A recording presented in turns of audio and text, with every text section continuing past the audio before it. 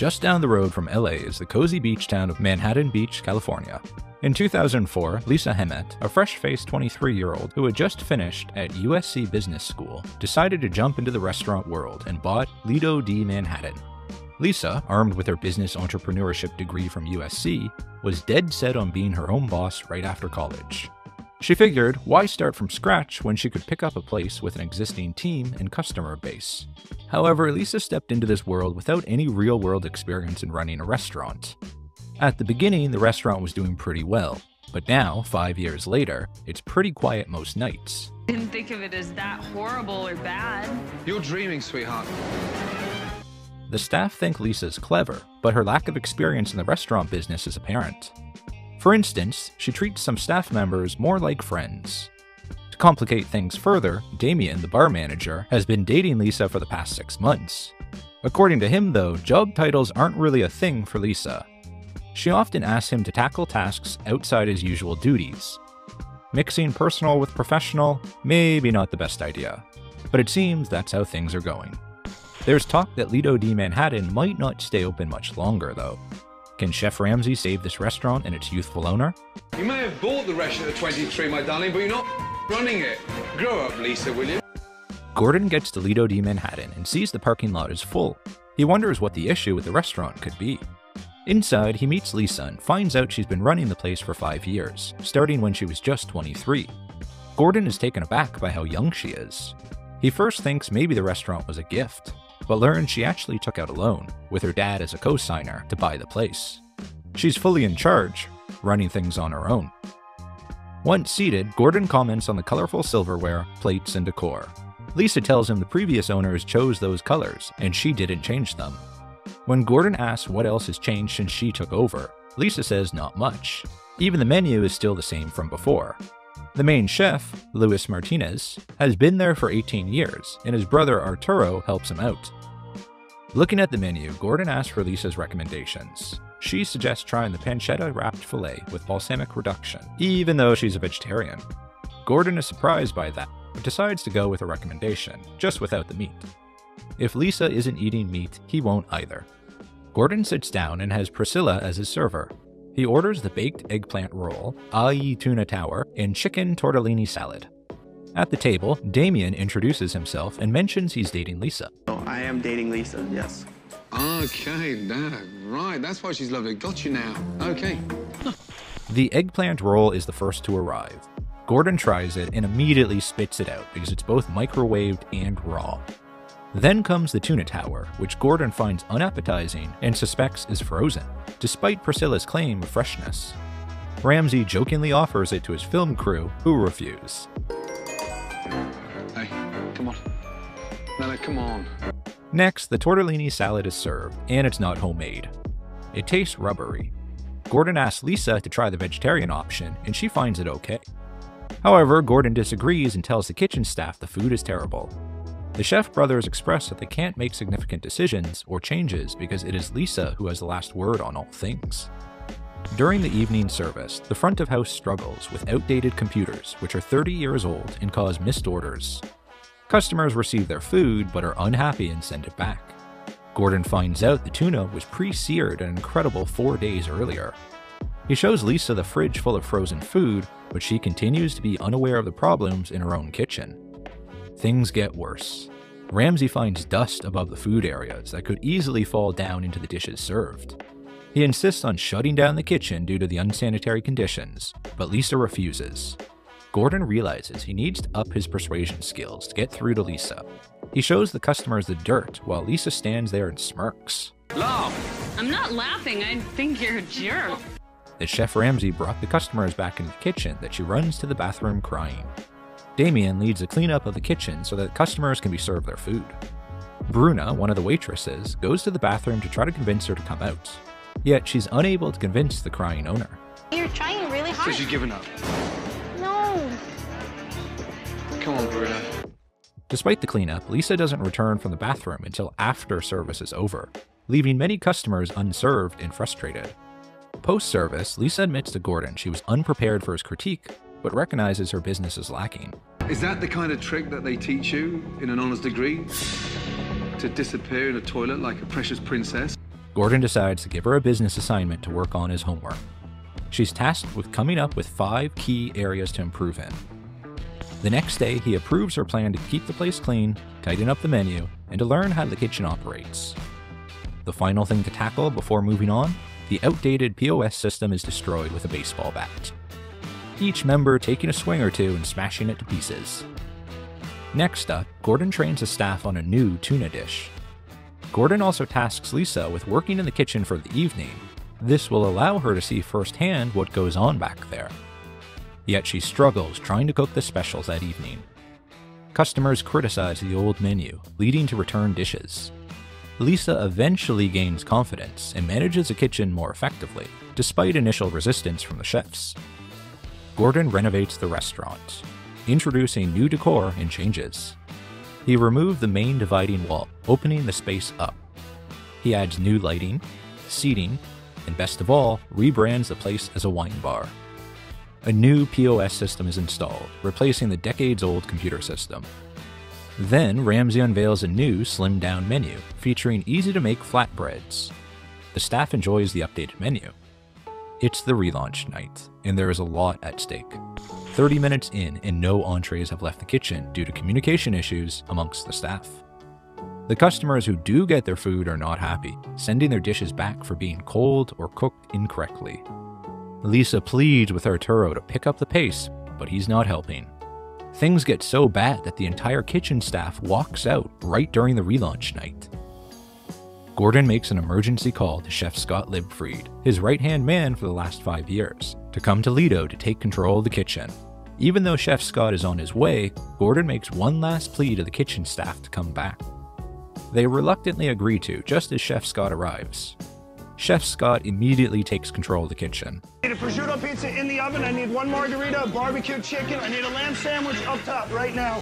Both Lisa and Damien see leadership in the kitchen with Scott that they've never seen before, and eventually the service improves. Afterward, Gordon commends Lisa for her growth and dedication, but warns her about her staff's complacency. The relaunch is deemed a success, and Lisa is motivated to make further improvements. Chef Scott spends the next few weeks training the rest of the kitchen staff. Lisa starts to listen, and Manhattan Beach's newest wine bar is a hit. Chef Ramsay returned a year and a half later in 2011 to check up to see how Lisa and the restaurant were doing. Last time I was here, the owner spent more time in the bathroom than she did in the kitchen. Has she grown up and turned her business around? We're about to find out. He is greeted upon entry by a very enthusiastic Bruna, who is thrilled to see him again. The first thing that strikes Ramsay is the atmosphere, as the restaurant is booming. Ramsay requests a word with Lisa, yet Bruna tells him she is in the bathroom. Surprise, surprise. Assuring him it was just a coincidence, they sit down to discuss how things have been going over the past 18 months. She tells him she has stuck to his plan and things are going great. He thinks their mushroom flatbread is delicious. Sales are up 20% for Lido, which means they are now profitable. As for Damien, she fired him about a week after Ramsay left. Followed your advice, I'm telling you. I didn't tell you to fire your boyfriend. Kind of. But did I? Lisa learned her lesson. Don't date your employees. Chef Ramsay is impressed to find the kitchen spotless this time. It even passes his white glove inspection seal of approval. Gordon cooks up a duck breast in the kitchen. Unfortunately, Lisa can't taste it since she's a vegetarian. Bruna happily gives her seal of approval though, saying it's fantastic. Lisa gifts Gordon a bottle from her newly launched line of house wine as a parting gift. Gordon leaves once again a happy man, bottle of wine in hand. He says on his way out if Lisa can increase sales 20% during a recession, then the sky is the limit for Lido. During the Kitchen Nightmares follow-up episode, Lisa was handed a shiny City Council Certificate of Recognition by the local Chamber of Commerce, making it official she survived Gordon Ramsay. Speaking of Ramsay, he lingered to snap photos with guests, proving even tough chefs can't resist a photo op. Here's the interesting part. Post Ramsay's culinary whirlwind, these restaurants that go on the show face a period of time between when the episode is filmed to when it finally airs on TV, sometimes stretching over a year. Imagine having a Ramsay makeover, but no one knows yet. The usual crowd comes in, expecting the same old, only to find a Ramsay revamped menu. Predictably, some regulars weren't thrilled, like discovering your beloved family recipe is actually a contender for worst dish in the world. They faced the foodie version of an identity crisis, wrestling with the idea that Ramsay had dismissed their beloved dishes. while also trying to wrap their heads around the new favorites. In an interview that Lewis gave with local media, he provides some details on the menu changes. Lisa instructed Lewis to keep the restaurant's signature items, such as the tuna tower, because, as Lisa points out, the locals trust Lewis. They trust the menu. That same article states that plans were underway to increase the number of events Lido di Manhattan hosts, including cooking classes, corporate events, and even flamenco shows. Looking at reviews on Yelp, they increased significantly after Kitchen Nightmares. However, it seems Lisa's compromise to keep some of the old menu while adapting some of Chef Ramsay's changes didn't sit well with some reviewers. In addition, while old-timers didn't like Ramsay's changes, on the other hand, there were new patrons upset that Lisa didn't implement more of Ramsay's suggestions. This reviewer pointed out that the only good things were the wine menu and the atmosphere of the restaurant.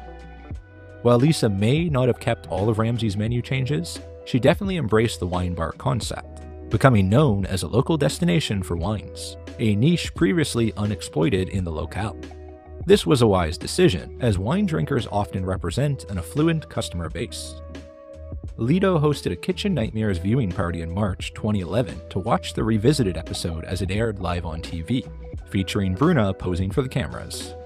Regarding the waitresses, Priscilla, who was Chef Ramsay's server in the original episode, left Lido shortly after Kitchen Nightmares. She eventually returned to her native Brazil to pursue several degrees in higher education. Both she and Bruna are Brazilian, with Priscilla being of Japanese descent. In 2012, Priscilla earned a bachelor's degree in the culinary arts. She then got her master's degree in business in 2014. She continues to live in Brazil today. Lido di Manhattan weathered the years of the Great Recession and emerged even stronger. Once the menu changes post-Kitchen Nightmares were resolved, things ran smoothly for the restaurant. Reviews were mostly positive. While the food may not have been very highly rated, everyone praised the atmosphere and the events hosted there, such as wine tastings and holiday gatherings. During this period, Lisa found love, marrying Levi Lupercio, a fellow restaurateur. On the back of Lido's success, the power couple opened another restaurant in 2017, called Playa Hermosa Fish and Oyster Restaurant. The restaurant has very good ratings. Not only did they start a restaurant together, but they also started a family, with Lisa giving birth to a daughter in 2018. In 2019, YouTuber Brendan Taylor visited Lido di Manhattan, as he often does with many of the restaurants featured on Kitchen Nightmares. He wanted to score an interview with Lisa, so they first had to call in and confirm she was there that day. For calling Lido, how may I help you? Hi, I was wondering if Lisa is in today. This is her. Okay, awesome. Once they confirmed she was there for the day, they pretended they were applying for a job at the restaurant. They headed over to Lido. Inside, they reviewed the menu. It was apparent Lido had kept the flatbreads that Chef Ramsay introduced on the show. They also noted that the menu was just 2 pages, a good sign that it hadn't bloated into a multi-page menu with too many dishes. Fortunately, Lisa was there, and they were able to interview her. She gave some behind-the-scenes details about the filming of Kitchen Nightmares. She said the producers bring in loads of people who want to return food to the kitchen because they want to be on TV. She mentioned they create a lot of stress and drama. She even said that many of the locals and longtime customers didn't like Chef Ramsay's changes. She said the menu Chef Ramsay left her was not feasible to use in the long run. I'm curious to know why Chef Ramsay's menu was not feasible in the long run, in her opinion. However, she doesn't give a reason. The good news was that, as mentioned before, Chef Scott was able to rework some of her original menu items to keep the old-timers happy. She also mentions that she kept Arturo and Louis in the kitchen, who, under Chef Scott's guidance, really turned around in the long run and achieved the level of quality required. She mentions that her newest restaurant, Playa Hermosa Pier, which had been open for 2 years at that point, is going great. Brennan left satisfied with the food, atmosphere, and his meeting with Lisa. You might recognize Chef Scott if you watch some of Ramsay's other shows, as he has been featured on several of them, including the Jay Willies episode from the 2nd season of Kitchen Nightmares. He became known as Gordon Ramsay's right-hand man in the Blue Kitchen during the first 10 seasons of the US edition of Hell's Kitchen, noted for having an even louder voice than Chef Ramsay. In 2012, he left Hell's Kitchen to become the corporate chef at Fleetwood's restaurant in Maui. He fortunately would leave the restaurant a few years later and avoided the Maui wildfires that ended up destroying the restaurant as a result. Chef Scott currently serves as Chief Culinary Officer at Greensbury Market. As for Bruna the waitress, she remained at Lido di Manhattan for many years after Kitchen Nightmares. Unlike Priscilla, who returned to their native Brazil, Bruna decided to stay in the United States long term. After several years working for Lisa at Lido, she eventually shifted careers to work for the car company Porsche. Here she is in a work video for Porsche displaying the tech in one of the latest cars. In order for you to have the audio and coming out of the speakers, you need to make sure, as I showed, the Bluetooth. In February of 2024, she became the catering coordinator for Porsche Los Angeles. As Lido continued to shine over the years, Lisa added even more to her routine. She became a real estate agent, recently closing a $1.5 million house, netting a commission of $45,000. But she didn't stop there. In 2023, she became the president of the Manhattan Beach chapter of the Rotary Club, one of the largest international service organizations in the world. She continues to run Lido di Manhattan to this day, along with her other restaurant, Playa Hermosa. Lido has expanded into their own wine label, catering events both in and out of the restaurant, and hosting numerous private gatherings. In response to a Yelp poster, Lisa said she hadn't talked to Chef Ramsay post-Kitchen Nightmares, but asked patrons if they think the Michelin-starred chef should make a return visit to Lido in the future. What do you guys think? Would you like to see Ramsay pop back into Lido for a third visit? 2024, Lido will be celebrating its 20th anniversary under Lisa's ownership, making it one of, if not the most successful post-Kitchen Nightmares restaurant on the show.